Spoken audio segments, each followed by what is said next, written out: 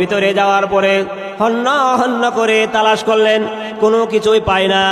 চিন্তা করতেছে আমার ভাই আবু বকর এখানে আসতো হালুয়া রান্না করে কাকে খাবার দিত, আমি তো কোনো কিছুই দেখতেছি না। তিনি চলে আসবেন। এই মুহূর্তে হঠাৎ করে শুনলো একটা কান্নার আওয়াজ।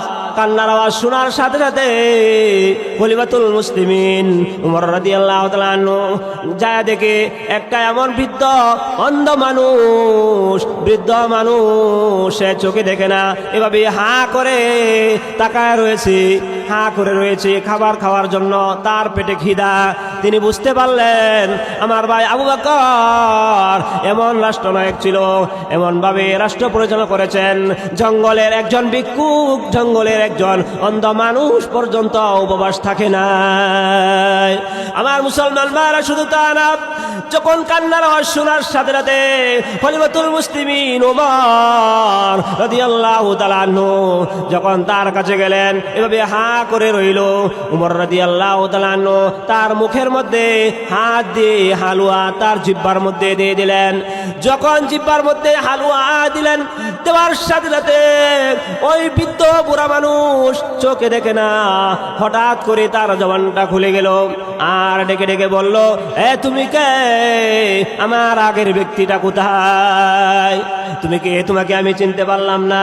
এই বুড়া মানুষ, অন্ধ মানুষটা যখন কথা বললেন, খলিফাতুল মুসলিমিন ওমর বুঝতে আর বাকি রইল না যে আমি যেভাবে খাবার দিয়েছি আমার মনে হয় তার খাবারটা পছন্দ হলো না।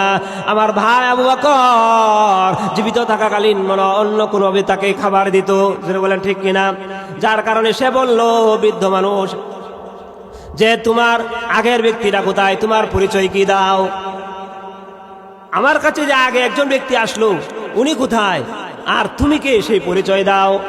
আমার মুসলমান ভাইরা, এবার খলিফাতুল মুসলিমিন ওমর যখন আগের ব্যক্তির কথা তার মুখে শুনলেন, খলিফাতুল মুসলিমিন উমর রাদিয়াল্লাহু তাআলা আনহু জিজ্ঞাসা করলেন, ও মা, কেন গো আগের ব্যক্তির কথা কেন বললেন?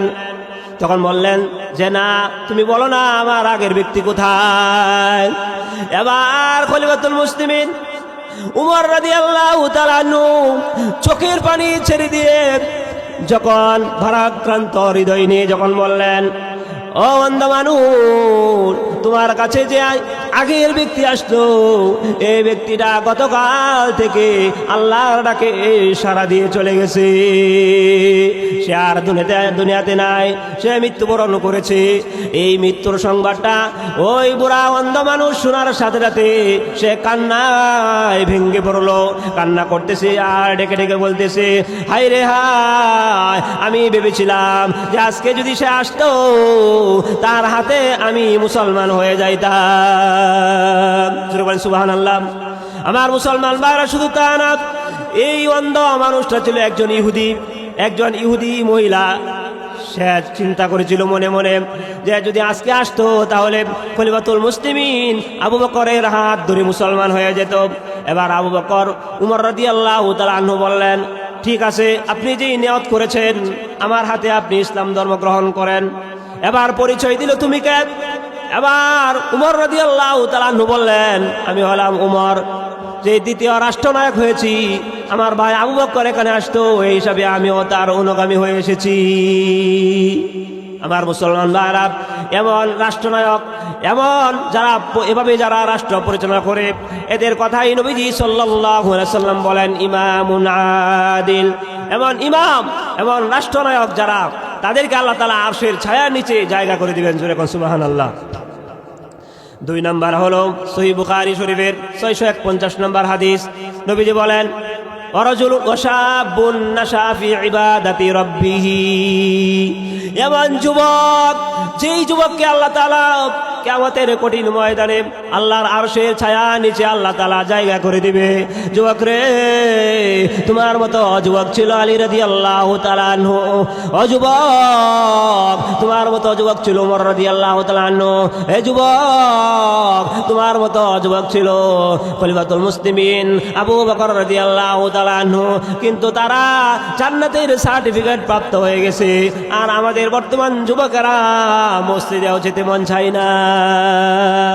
ও আমার যুবক ভাই, ও শাবুন নাশা ফি ইবাদাতি রাব্বিহি, ওই যুবককে আল্লাহ তাআলা, যেই যুবক থাকাকালীন আল্লাহর ইবাদতের মধ্যে তার জীবনটা কাটায় দিয়েছে, এই ইবাদত করতে করতে তার ইবাদত করে নাই, তার সময়টা এভাবে শেষ হয়ে গেছে, নষ্ট করে দিয়েছে, ইসলাম ধর্মের সাথে তার কোনো সম্পর্ক নাই, এই সমস্ত যুবককে আল্লাহ তাআলা জান্নাত দান করবে না, আরশের ছায়াও দিবে না।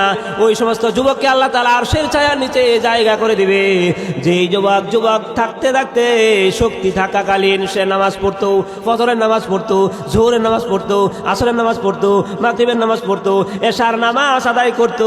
জোরে বলেন ঠিক কিনা? ও আমার যুবক ভাইরা, যদি পুরা হয়ে যাও তোমরা ইবাদত করতে আর শরীরে শক্তি পাবা না। এই যে এখন শীতের দিন, উঠে ওযু করা, প্রস্তুতি নেওয়া একটা ধৈর্যের ব্যাপার আছে না নাই? কষ্ট লাগে কি লাগে না? এখন যারা মুরব্বী হয়ে গেছি আমরা হয়তো বুঝতে পারি।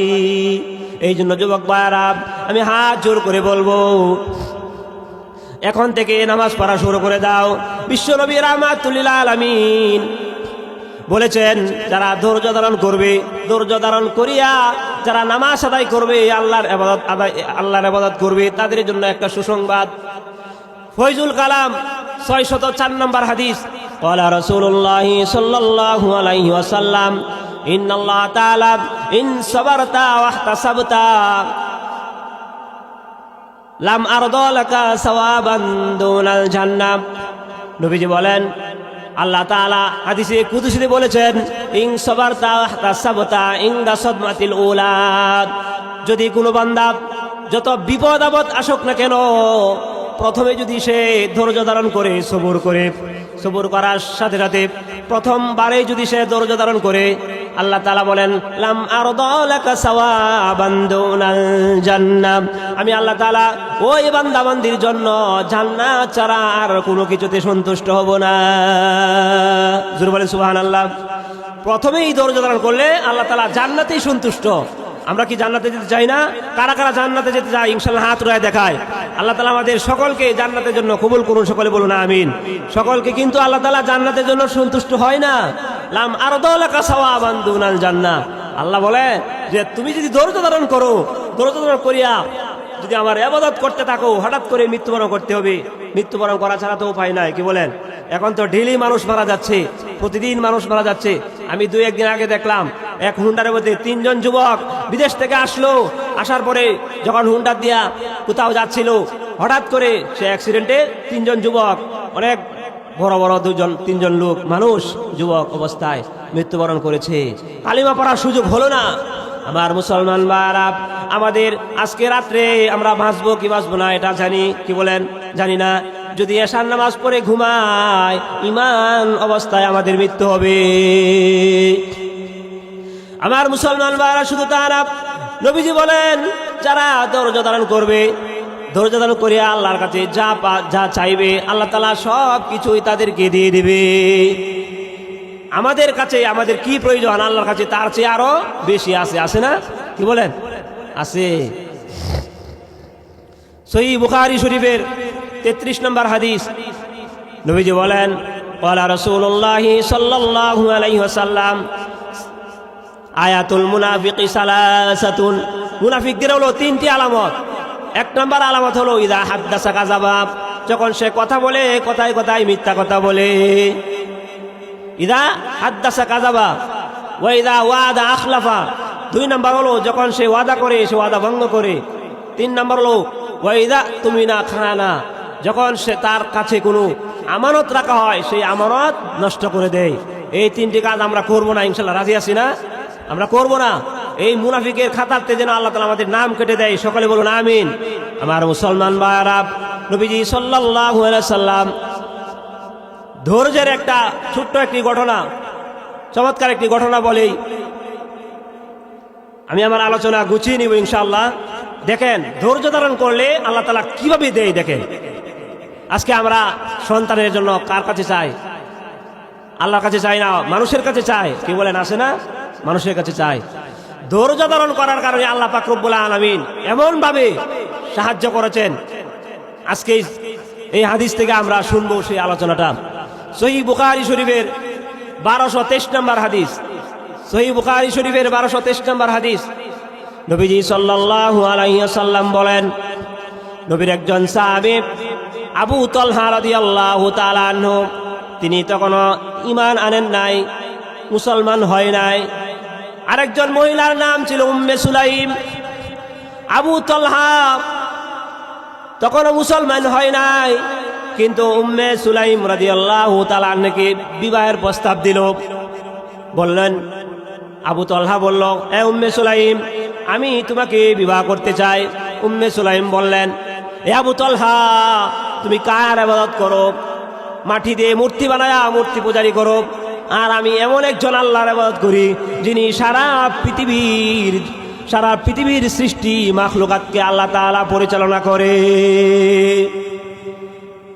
উম্মে সুলাইম বললেন, এ আবু তালহা, তোমার সাথে বিবাহের জন্য আমি রাজি আছি, শর্ত হলো তুমি যদি কালেমা গ্রহণ করে নাও, যদি কালেমা গ্রহণ করো তাহলে তোমার সাথে আমি বিবাহের জন্য রাজি আছি। উম্মে সুলাইম বললেন, এ আবু তালহা, শুনো, শুধু তা না, বিবাহের মধ্যে যেই মোহর লাগে না? এখন তো আমাদের মোহর দেওয়া লাগে না, কি বলেন? বিবাহ করলে মোহর দেওয়া লাগে না, কিছু দেয়। এই প্রথম দিন যে একটু উসল করলো, আমি তো অনেক বিবাহ পড়াই, প্রথম দিন যে 50,000 টাকা 70,000 টাকা উসল করে, এতটুকুই মনে হয় শেষ। বেশিরভাগই এতটুকু শেষ হয়ে যায়, আর দেয় না। মাশাআল্লাহ, কিছু তো আছে, দিয়ে দেয়। ভাই, কম ধরেন, মোহর কম ধরেন। মা বোনদেরকেও বলবো, পিতাদেরকেও বলবো, বিবাহ দেওয়ার সময় মোহর এত ধরবেন না, কম ধরলে রাগ করবেন না, কম হোক, যদি দিয়ে দেয় এটাই শান্তি। উম্মে সুলাইম বললেন, এ আবু তালহা, তোমার আমার বিবাহের মধ্যে যেই মহারানা লাগবে, তুমি যদি কালেমা পড়ে নাও, এই কালেমাটাই হবে তোমার আমার বিবাহের মহারানা। সুবহানাল্লাহ। আবু তালহা রাদিয়াল্লাহু তাআলা আনহু এবার রাজি হয়ে গেলেন। আবু তালহা রাদিয়াল্লাহু তাআলা আনহু কালেমা পড়ে মুসলমান হয়ে গেল। তখন উম্মে সুলাইমকে বিবাহ করলেন। বিবাহ করার পরে দিন যায়, রাত যাচ্ছে। তখন আল্লাহ তাআলা তাকে একটা সন্তান দান করলেন, ছেলে সন্তান। এই সন্তানটা যখন আস্তে আস্তে বড় হইতেছে, ছোট থাকতেই সেই সন্তানটা কঠিন একটা রোগে আক্রান্ত হয়ে গেল। সহিহ বুখারীর হাদিস, সহিহ বুখারীর হাদিস থেকে বলছি, 1223 নম্বর হাদিস। মোবাইলের মধ্যে চার্জ দিলেও সেই হাদিসটা পাবেন। আবু তালহা রাদিয়াল্লাহু তাআলা আনহু নবীজিকে এত ভালোবাসতেন, এত মুহাব্বত করতেন। তার কারণ কি?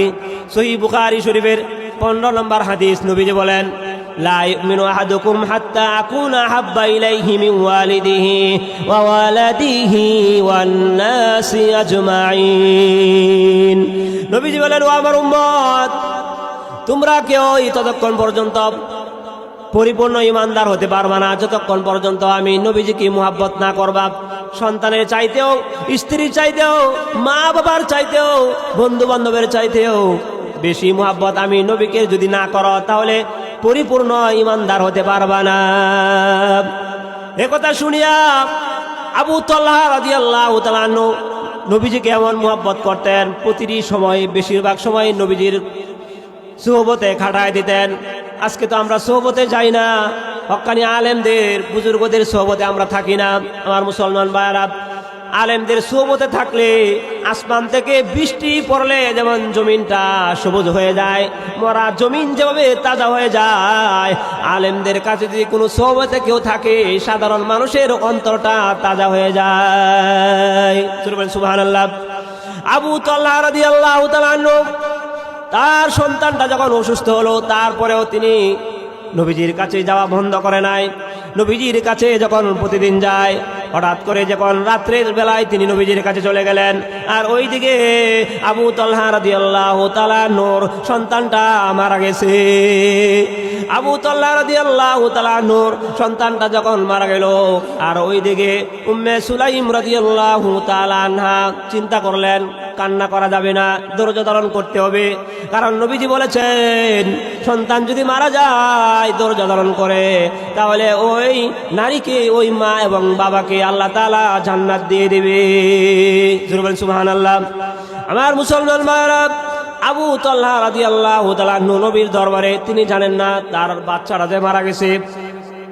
এ তো ফুটফুটে সুন্দর একটা বাচ্চা, প্রথম যদি সন্তান হয় যদি মারা যায় কষ্ট লাগে কি লাগে না? কি বলেন, কষ্ট লাগে না?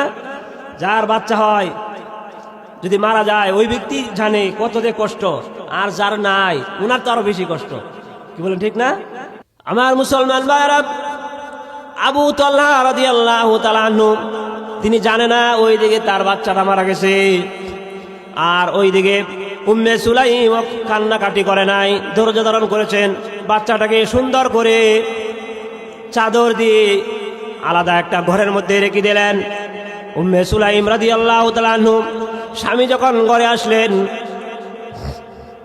আসার পরে আবু তালহা রাদিয়াল্লাহু তাআলা আনহু জিজ্ঞাসা করলেন, হে উম্মে সুলাইম, আমার সন্তানটা কই? একটু আনো, সামনে আনো। সাধারণত সফর থেকে কেউ আসলে বাচ্চাদেরকে খুঁজে আগে, ঠিক না? কি বলেন, যে আব্দুল্লাহ কোথায় গেলা, একটু সামনে আসো। এভাবে যখন ডাকতে শুরু করলেন, এবার উম্মে সুলাইম রাদিয়াল্লাহু তাআলা আনহু আবু তালহা রাদিয়াল্লাহু তাআলা আনহুকে ডেকে ডেকে বললেন, ও আমার প্রাণের স্বামী, আপনার সন্তান ওই আলাদা একটা ঘরের মধ্যে আছে। আবু তালহা বললেন, ও আমার প্রাণের স্ত্রী উম্মে সুলাইম, আমার সন্তানটাকে একটু আমার সামনে আনো না। এবার উম্মে সুলাইম ডেকে ডেকে বললেন, ও আমার প্রাণের স্বামী, আপনি দূর থেকে এসেছেন, একটু বিশ্রাম নেন এবং খাওয়া দাওয়া করেন। আবু তালহা রাদিয়াল্লাহু তাআলা আনহু যখন খাওয়া দাওয়া করলেন তখন বললেন, আমার সন্তানটা কোথায়, একটু সামনে আনো না। এবার উম্মে সুলাইম বললেন, ও আমার প্রাণের স্বামী, খাওয়া দাওয়া করেছেন, একটু রেস্টে থাকেন, বিশ্রাম করেন। আপনার সন্তান ওই যে আলাদা ঘরের মধ্যে চাদর গায়ে দিয়ে শুয়ে রয়েছে। আমার মুসলমান ভাইরা, এখনো উম্মে সুলাইম চোখ থেকে পানি ফালাই নাই, ধৈর্য ধারণ করেছে। আমাদের বর্তমান সময়ে যদি হতো, এই স্ত্রী কান্না করে চোখের পানি ছেড়ে ছেড়ে স্বামীর কাছে বলে দিত, আর সাথে সাথে স্বামী রাগ করতেন, বলতেন, এই স্ত্রী, সন্তান মারা গেছে, আমার কাছে কেন বলো নাই? বলেন ঠিক কিনা? উম্মে সুলাইম বললেন, ও আমার প্রাণের স্বামী, আপনি একটু বিশ্রাম নেন। উম্মে সুলাইম রাদিয়াল্লাহু তাআলা আনহার কথা মতে যখন বিছানায় চলে গেলেন, এবার উম্মে সুলাইম বললেন, এ প্রাণের স্বামী, শুনো, তোমার কারো কাছ থেকে যদি কোনো আমানত চেয়ে আনা হয়, সেই আমানত যদি সে উঠায় নিয়ে যায়, তাহলে আপনার কোনো আশা আছেনি? আপনার মন্তব্য কি? আবু তালহা রাদিয়াল্লাহু তাআলা আনহু ডেকে ডেকে বললেন, এ আমার স্ত্রী রে, যদি কারো কাছ থেকে আমানত আনা হয়, ওই আমানত যদি নিয়ে যায়, দিয়ে দেওয়াই তো ভালো, এটাই তো ভালো কাজ। এতে আমি একবার নয় 1000 বার রাজি আছি। উম্মে সুলাইম এবার বললেন, এ প্রাণের স্বামী, আপনার সন্তান আজকে রাত্রে মৃত্যুবরণ করেছে। কথা বলার সাথে সাথে আবু তালহা বললেন, আমার কাছে কেন বলো নাই? কিন্তু তিনি কান্না করে নাই। সহিহ বুখারীর হাদিস প্রমাণ করেছে, ওই দিনের রাত্রে স্বামী স্ত্রীর মধ্যে যখন মিলন হলো, বিশ্বনবী রাহমাতুল লিল আলামিনের দরবারে আবু তালহা যখন চলে গেলেন, যাওয়ার পরে এই ঘটনা যখন খুলে বললেন, নবীজি জিজ্ঞাসা করলেন, আবু তালহা, তোমার স্ত্রী কি কান্না করেছে? তিনি বললেন, না না, ধৈর্য ধারণ করেছে, আমি ও নবী গো কান্না করি নাই। তখন নবীজি, আমি আপনার কাছ থেকে যায় দেখি আমার সন্তানটা দুনিয়া থেকে বিদায় নিয়েছে। নবীজি জিজ্ঞাসা করলেন, এ সাহাবী আবু তালহা, তোমার মাঝে আর স্ত্রীর মাঝে রাত্রে কি ভালো আচরণ হয়েছে কিনা? জি হয়েছে। নবীজি বলে দিলেন, আল্লাহু আইবারিক লাকুমা ফি লাইলাতিকুমা। এ আবু তালহা, যাও যাও, আমার মনে হয় আল্লাহ তাআলা আজকের রাত্রের আচরণের কারণে তোমার স্বামী স্ত্রীর মধ্যে বরকত দান করবে, আর একটা সন্তানের সুসংবাদ আল্লাহ তাআলা তোমাদেরকে দিতে পারে। জোরে বলেন সুবহানাল্লাহ। আমার মুসলমান ভাইরা, হাদিসের শেষে বলেছেন 7 জন, কেউ বলে 9 জন। সহিহ বুখারীর হাদিসে এসেছে, আল্লাহ তাআলা তাকে ধৈর্য ধারণ করার কারণে 9 জন সন্তান আল্লাহ দান করেছে। জোরে বলেন সুবহানাল্লাহ।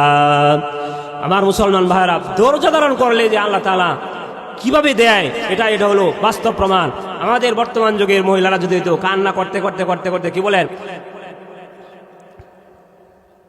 শেষ কথা বলে শেষ করে দিচ্ছি। একটা হাদিস বলে, সহিহ বুখারী শরীফের 1220 নম্বর হাদিস, নবীজি বলেন, ওয়ালা রাসূলুল্লাহি সাল্লাল্লাহু আলাইহি ওয়াসাল্লাম লাইসা মিন্না মান যারাবাল খুদুদ ওয়া শাক্কাল জুয়ুব ওয়া দাআ বিদাওয়াল জাহিলিয়া। নবীজি এই সহিহ বুখারীর 1220 নম্বর হাদিসের মধ্যে বলেন, যেই ব্যক্তি যত বিপদ আসুক, আসার কারণে যদি সে সন্তান মারা গেলে এটার সুখ পালন করতে যায়, যদি কান্না করে আর বুকের মধ্যে থাবড়ায়, কাপড় ছিঁড়ে ফেলে, লাঠি দিয়ে বাইরে চাবুক দিয়া, এমন ইতিহাস নাই? কি বলেন, আপনারা দেখছেন? এইভাবে যদি কেউ শরীরের মধ্যে থাবড়ায়, থাপড় দেয়, আঘাত করে, নবী বলেন লাইসা মিন্না, সে আমার উম্মতের দলভুক্ত নয়। ও দা বিদাওয়াল জাহিলিয়া, জাহিলিতের যুগের মতো যারা হাই হুতাশ করবে, জামা ছিঁড়ে ফেলবে, হাই হাই কি করলো আমার সন্তান মারা গেছে, ইত্যাদি ইত্যাদি বিভিন্নভাবে বলাবলি করে, আসে না? এই জন্য আমার মা বোনদেরকে বলবো, ও আমার মা বোনেরা, প্রাণ প্রিয় মুসলমান ভাইয়েরা, যদি বিপদ আসে, সন্তানও যদি মারা যায়, আমরা এরকম করব না, ধৈর্য ধারণ করবো। এই সাহাবীকে আল্লাহ তাআলা যেভাবে সন্তান দান করেছেন, এভাবে কি আমাদেরকে আল্লাহ তাআলা দিতে পারে না? কি বলেন? আল্লাহ তাআলা আমাদের সকলকে ধৈর্য ধারণ করার মতো, ধৈর্য ধারণ করে যেন আমরা জান্নাত অর্জন করতে পারি, সেই তৌফিক আল্লাহ তাআলা আমাদের সকলকে দান করুন। সকলে বলুন আমিন।